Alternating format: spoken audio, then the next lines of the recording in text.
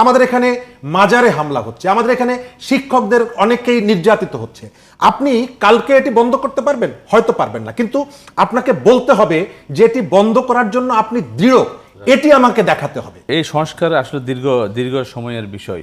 আপনি কি মনে করেন যে আসলে আমাদের এই সময়ে আসলে দ্রুত কি সংস্কারগুলো হওয়া প্রয়োজন? প্রথম জায়গাটা হলো, সংস্কার কিন্তু একটা চলমান প্রক্রিয়া।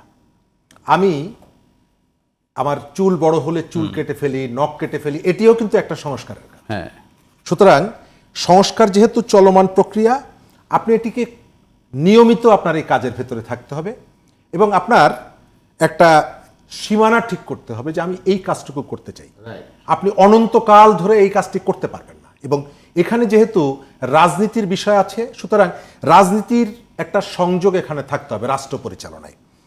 আমরা যে পরিস্থিতিতে যাদেরকে দায়িত্ব আমরা দিয়েছি, আমাদের প্রধান উপদেষ্টা কিন্তু খুব চমৎকার একটা কথা বলেছেন যে আমরা আমাদের পেশায় কাজ করতে স্বাচ্ছন্দ্য বোধ করি, অর্থাৎ তারাও কিন্তু এই জায়গাটা অনন্তকাল থাকবেন না।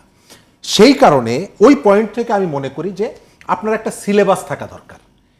আপনার জানুয়ারি মাসে সিলেবাসটা পাওয়ার পর আপনি যেমন বুঝতে পারেন যে আমার এই বছরের মধ্যে এই কয়টা গল্প পড়তে হবে, এই কয়টা কবিতা পড়তে হবে, রোড ম্যাপটা সেটা থাকা দরকার। এবং এটি যদি হয় তাহলে রাজনৈতিক শক্তি এবং সরকার এবং এখানে যে স্টেক হোল্ডার যারা আছে তাদের মধ্যে কখনো কোনো ভুল বোঝাবুঝি তৈরি হবে না। এটি খুবই গুরুত্বপূর্ণ।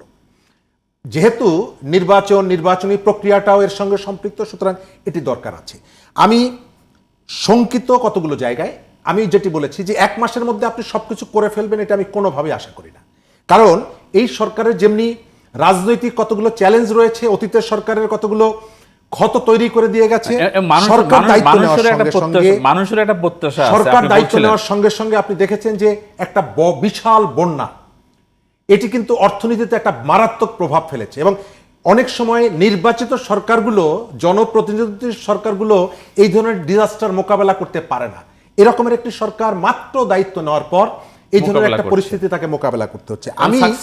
আমি গুরুত্বপূর্ণ মনে করি এইটাই, আপনি সবকিছু করতে পারবেন না, কিন্তু মেসেজটা আপনাকে দিতে হবে। আমি যেটি বলেছি, আমি খুবই একমত যে আপনাকে মানুষকে একটা বার্তা দিতে হবে যে আমি এই কাজটি করতে চাই।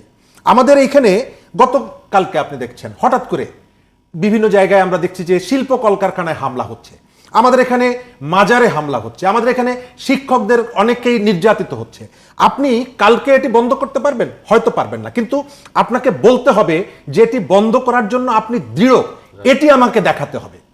যদি সেটি আপনি দেখাতে না পারেন, তাহলে এই যে সুযোগ সন্ধানী যারা আপনাকে ডিস্টার্ব করতে চায় প্রতিনিয়ত, তারা এই সুযোগগুলো নেবে।